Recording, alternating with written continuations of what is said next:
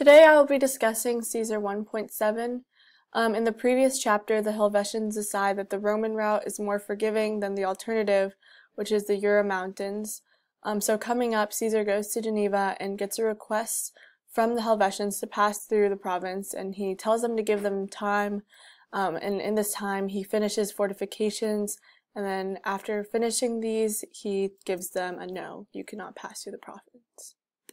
Caesari cum id nuntiatum esset, eos per provinciam nostram iter facere conare, maturat ad urbe proficisci, et quam maximis potes itineribus in Galliam ulteriorem contendit, et ad Genauam pervenit. So when this had been announced to Caesar, talking in the third person, nuntiatum esset here in the subjunctive, that they, eos in the accusative, because it is the subject of an indirect statement. So they were trying to make a journey through our province. He hurried to set out from the city, which is Rome, and maturat here is in the historical present. So, and by journeys as long as he could make them, he hurried into more remote Gaul, and here we see ulteriorem is comparative adjective. So fun fact, Plutarch tells us that Caesar booked it for 8 days and traveled 90 miles a day. And he reached Geneva. He enlisted from the whole province. Imperat here is another example of historical present. As great a number of soldiers as possible.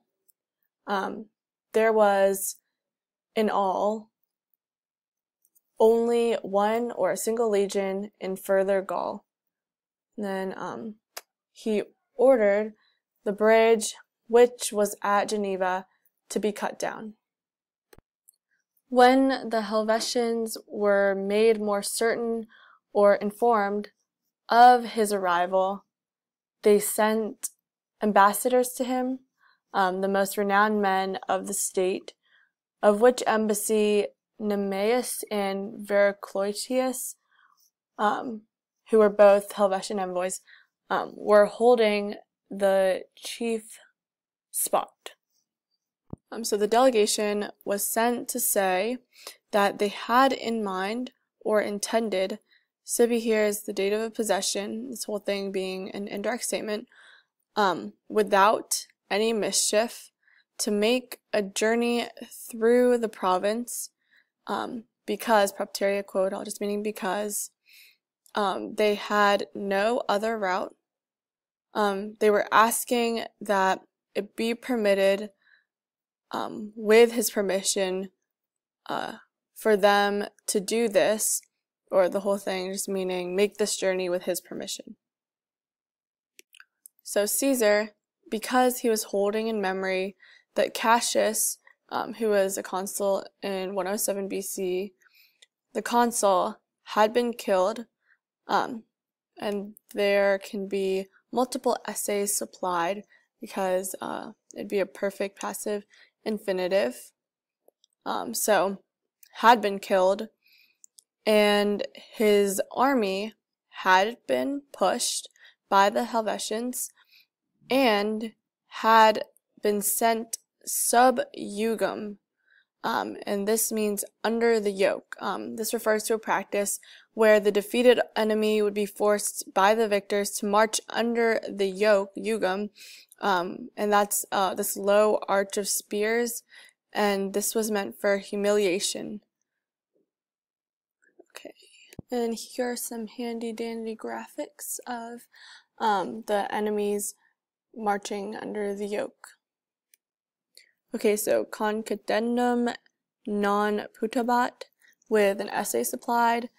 So concedendum is a future passive infinitive.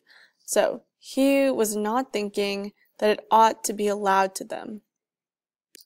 So you find the main verb existimabat.